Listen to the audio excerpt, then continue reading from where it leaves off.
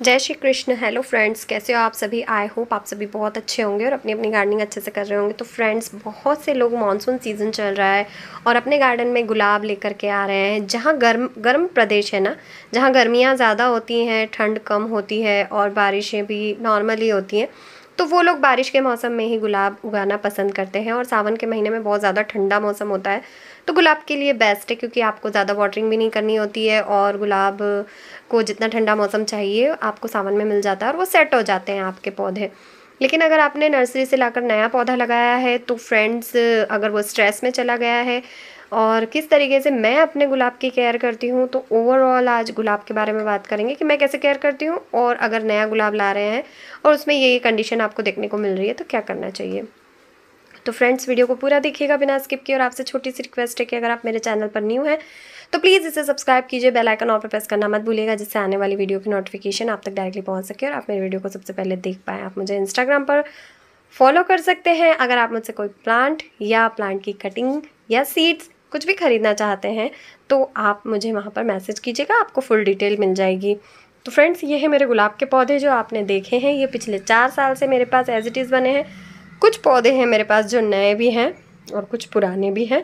ये जो पौधा मैं आपको दिखा रही हूँ, ये पौधा नया है, पिछले साल मैंने परचेज़ किया था, लेकिन इस पौधे की मैंने अभी बारिश के मौसम में रिपोर्टिंग करी है। तो फ्रेंड्स, यहाँ मैं आपको बता दूँ कि अभी बारिश के मौसम में आप पौधे की रिपोर्टिंग भी कर सकते हैं, ताकि आप सर्दियों में रिपोर्टिंग ना करके, क्योंकि रिपोर्टिंग करते हैं तो देखिए इस तरीके से थोड़ा सा स्ट्रेस में चला जाता है पौधा, क्योंकि ये मिट्टी का गमला था और हमने पौधे को खींच के निकाला और गमला टूट ना जाए उस चक्कर में। और उसी वजह से, क्योंकि पौधे से ज़्यादा महंगा गमला होता है, और गमले को बचाने के लिए मैंने पौधे का ध्यान नहीं रखा। बट अब ये थोड़ा स्ट्रेस से बाहर हुआ है। लेकिन जो स्ट्रेस में चला जाता है ना पौधा, तो जितनी उसको लीव्स डाउन करनी है, जितनी स्टेम्स येलो करनी है, या उसको फ्लावरिंग नहीं करनी, तो वो नहीं करेगा। तो इसमें बहुत अच्छे से फ्लावरिंग पर था पौधा और बहुत अच्छी अच्छी कलियाँ भी बन रही थी, लेकिन मुझे इसको रिपोर्ट करना था क्योंकि ये प्रॉपर लगा हुआ नहीं था और मुझे इसमें थोड़ी सी प्रॉब्लम भी क्रिएट होते हुए दिख रही थी। तो जैसे आप नया पौधा लाते हैं ना, वो भी इसी तरीके से हो जाता है। तो फ्रेंड्स, इस तरीके से आपको टेंशन नहीं लेनी है, जो काम मैं कर रही हूँ वो करना है। और कुछ और काम जो है, जो मैं गुलाब की केयर से रिलेटेड करती रहती हूँ, जैसे इस तरीके से येलो हो रही ब्रांचेस को कट करना।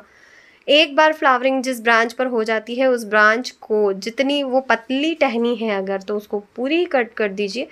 और अगर मोटी थिक पेंसिल साइज़ की जो ब्रांच है, उसको हाफ कट कर दीजिए।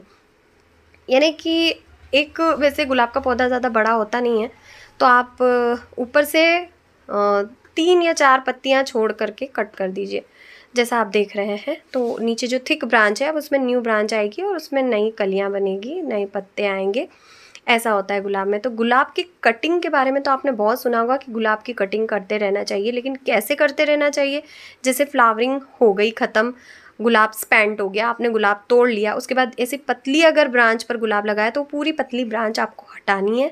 और अगर वो थिक ब्रांच पर लगा है तो आपको 2 3 4, 4 तो नहीं, लेकिन हाँ 3 पत्तियों काउंट कर लीजिए ऊपर से नीचे की तरफ। ऊपर से पहली, दूसरी और तीसरी, और उसके बाद आप चौथी और तीसरी पत्ती के बीच में से ब्रांच को कट कर दीजिए। उससे क्या होगा ना, जब पेंसिल साइज़ की ब्रांच कट होती है तो उससे पौधे की जो रूट होती है वो बूस्ट होती है। और बूस्ट करने के लिए भी मैं आपको बताऊंगी अभी क्या क्या मैं करती हूँ, वही आपको करना है। नॉर्मल कंपोस्टिंग तो आप करते ही हैं, जैसे हार्ड कंपोस्ट है, जैसे kitchen compost, vermi compost, cow dung compost, मैं इन्हें हार्ड कंपोस्ट कहती हूँ। यानी कि सॉलिड वाला जो दिखता है, और लेकिन लिक्विड वाला बारिश में थोड़ा मैं अवॉइड करती हूँ ताकि जड़ें ख़राब ना हो जाए। तो फ्रेंड्स, यहाँ पर देखिए ये जो रूट्स, ये जो हम ब्रांचेस कट करते हैं ना, तो फिर यहाँ से न्यू ब्रांचेस स्टार्ट हो जाती हैं। और अगर ब्रांचेस पीली भी हो गई हैं तो टेंशन मत लीजिए। ये मैं आपको दिखा रही हूँ कि इतनी जगह से येलो हो गई थी और मैंने कट करी है, और अब देखिए इसमें कितनी सारी ब्रांचेस आई हुई हैं। तो यहाँ मैंने डीएपी लिया है, कुछ 30-35 दाने लिए होंगे। ये मैं तभी डालती हूँ जब मुझे गुलाब में कोई एक्टिविटी नहीं दिखती, यानी कि ग्रोथ नहीं दिखती है, या वो फूल नहीं दे रहा है, पत्ते नहीं दे रहा है। तो मैं फाइनली, यानी कि लास्टली जब मैं थक हार जाती हूँ, तो फिर मैं डीएपी का इस्तेमाल करती हूँ। महीने में एक बार तो हो ही जाता है इसका इस्तेमाल, और महीने भर फिर अगले 1 महीने तक ये पौधा फूल देता रहता है। अगला है ये जो मैं फंगीसाइड इस्तेमाल कर रही हूँ, ये भी मैं महीने में 1 बार ज़रूर डालती हूँ। अभी बारिशें बंद हो गई हैं तो सभी पौधों में फंगीसाइड ज़रूर डालना है मुझे, और एक गमले में मैं आपको डाल के दिखा रही हूँ, आप सारे गमले में ज़रूर डालिएगा। तो फ्रेंड्स, इस तरीके से मैं अपने पौधों की केयर करती हूँ। और गुलाब के पौधे को फुल सनलाइट में रखिए, चाहे गर्मी है तो भी धूप में रहने दीजिए, सर्दी है तो भी धूप में रहने दीजिए, और बारिश है तो भी धूप में ही रहने दीजिए। उसे शेड एरिया में कभी मत रखिएगा, वो पौधा कभी फूल नहीं देगा और कभी भी फल नहीं पाएगा, यानी कि वो बड़ा नहीं हो पाएगा। तो इस चीज़ का आपको ध्यान रखना है। जो पतली ब्रांच है उसको कट करना है, क्योंकि उसके ऊपर अगर पत्तियाँ आएगी और उसके ऊपर अगर ब्रांच आएगी तो क्या ही उसके ऊपर फूल लगेगा। मजबूत भी तो होनी चाहिए ना ब्रांच। मजबूत ब्रांच होती है पेंसिल साइज़। आई होप आज का ये वीडियो आपको पसंद आया होगा। पसंद आया तो वीडियो को लाइक कीजिए, शेयर कीजिए, चैनल पर नहीं हुए तो सब्सक्राइब ज़रूर कीजिए, बेल आइकन ऑल पर प्रेस करना मत भूलिएगा। आप मुझे इंस्टाग्राम पर फॉलो कर सकते हैं, पशुपतिनाथ प्लांट नर्सरी। मिलते हैं नेक्स्ट वीडियो में फिर किसी नई जानकारी के साथ। तब तक के लिए बाय, टेक केयर, जय श्री कृष्ण।